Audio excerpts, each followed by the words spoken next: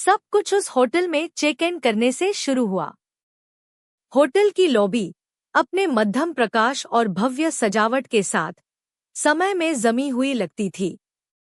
मैं अपने दोस्तों के साथ वहां था।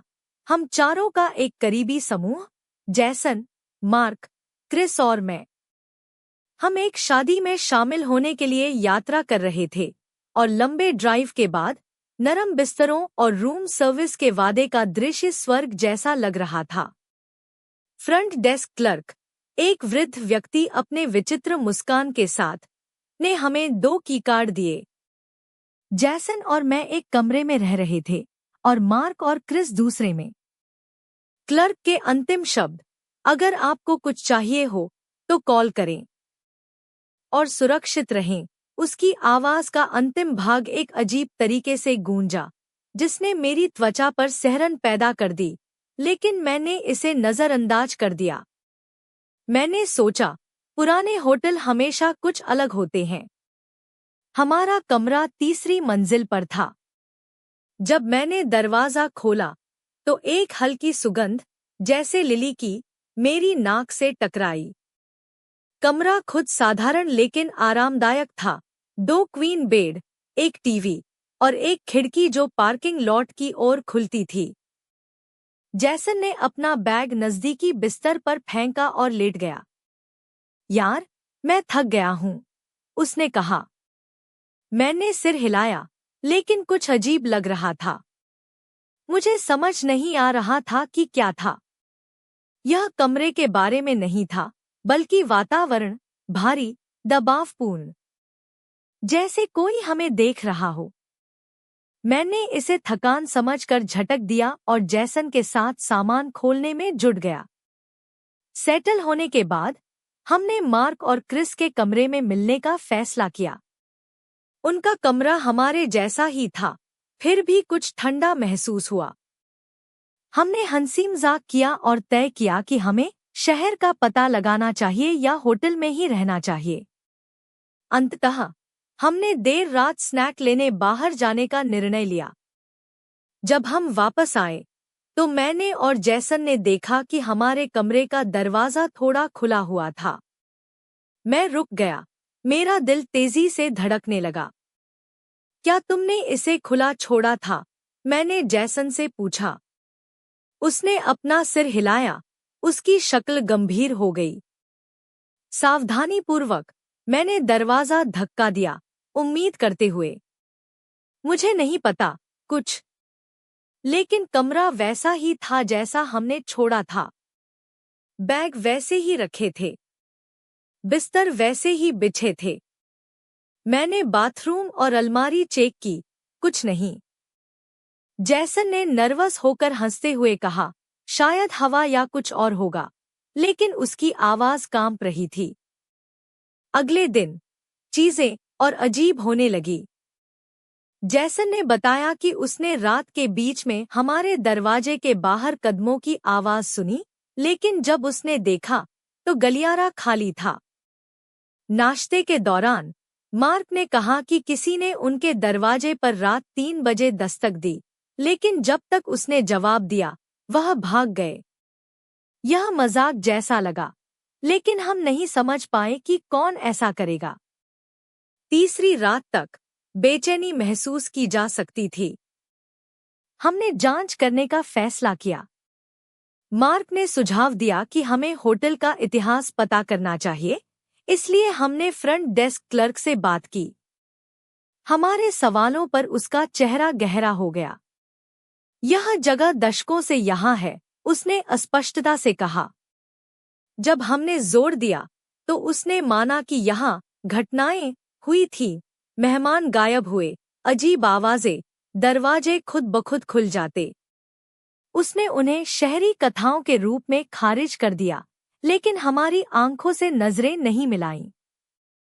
उस शाम जब हम मार्क और क्रिस के कमरे में बैठे थे, जैसन ने रात भर रिकॉर्डिंग करने के लिए अपना फोन लगाने का विचार रखा।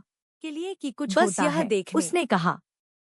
हम सहमत हो गए और प्रत्येक कमरे में एक कैमरा दरवाजे की ओर इशारा करते हुए सेट कर दिया। मेरे कमरे की फुटेज सामान्य थी। बस जैसन और मैं बिस्तर पर करवट बदलते रहे। लेकिन मार्क और क्रिस के कमरे की वीडियो ने मेरी रीढ़ में सिहरन दौड़ा दी। रात 2 बजे के आसपास दरवाजा थोड़ा खुला, फिर बंद हो गया। कोई अंदर नहीं आया, कोई बाहर नहीं गया।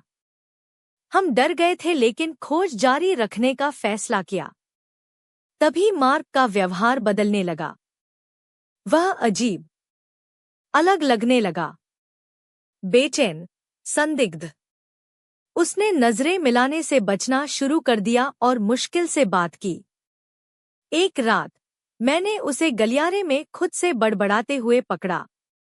जब मैंने पूछा कि क्या वह ठीक है, तो उसने चिल्लाकर कहा, मुझे अकेला छोड़ दो, यह उसके जैसा नहीं था। जैसन और मैंने अपनी चिंताओं को साझा किया, लेकिन क्रिस ने इसे नजरअंदाज कर दिया। मार्क शायद सिर्फ तनाव में है। तुम जानते हो वह कैसा है, लेकिन यह सिर्फ तनाव नहीं था।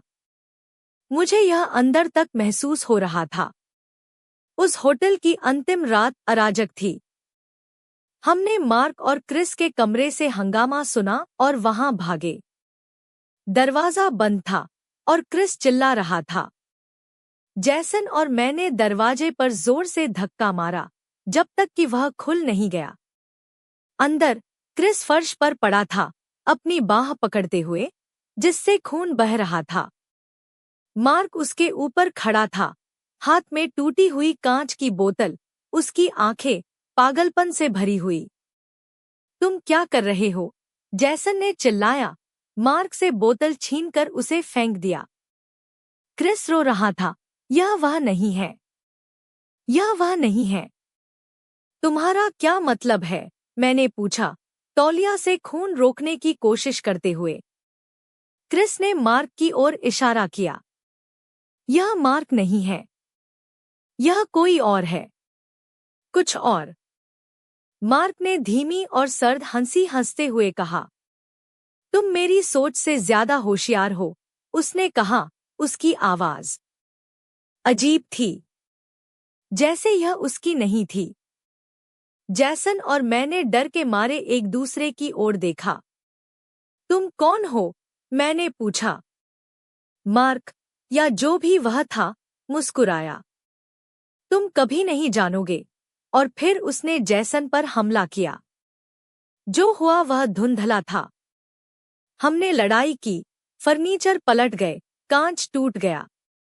हंगामे में जैसन ने एक लैंप उठाकर मार्क के सिर पर दे मारा।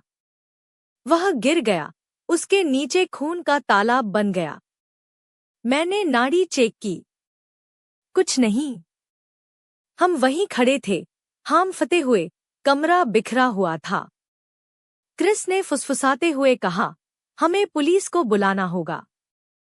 लेकिन इससे पहले कि हम कुछ कर पाते, मार्क का शरीर बदलने लगा। उसका चेहरा, उसके हाथ, उसका पूरा शरीर धुंधला और मरोड़ने लगा, किसी और में बदल गया। एक आदमी जिसे हम में से कोई नहीं पहचानता था। एक आदमी जो वहां नहीं होना चाहिए था। हम भागे, होटल छोड़ दिया, सब कुछ छोड़ दिया। जब पुलिस आई, तो उन्हें मार्क का कोई निशान नहीं मिला। न खून, न टूटा हुआ फर्नीचर, बस एक खाली कमरा। आज तक हम नहीं जानते कि वह कौन था या क्या था। लेकिन मैं उस रात को कभी नहीं भूलूंगा। और मैं अब किसी अजनबी पर कभी भरोसा नहीं करूंगा।